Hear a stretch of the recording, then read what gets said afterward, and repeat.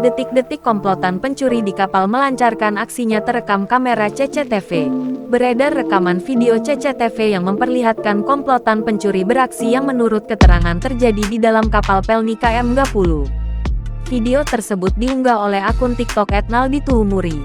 Dalam video tersebut, awalnya terlihat penumpang yakni seorang ibu bersama anaknya tengah tertidur pulas di ruang istirahat kapal. Nampak di belakang mereka terdapat seorang pria mengenakan baju dan topi hitam yang memantau keadaan mereka. Tiba-tiba saja pria itu langsung mengambil sesuatu yang terlihat seperti dompet dari tas kecil mereka. Tak hanya sendirian, ternyata pria tersebut bersama dengan komplotannya beraksi.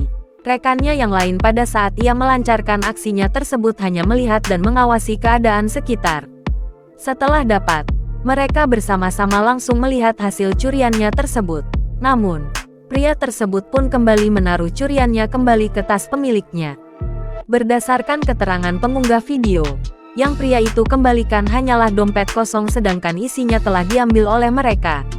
Dalam unggahan terbarunya, para komplotan tersebut telah diamankan oleh petugas yang berada di kapal.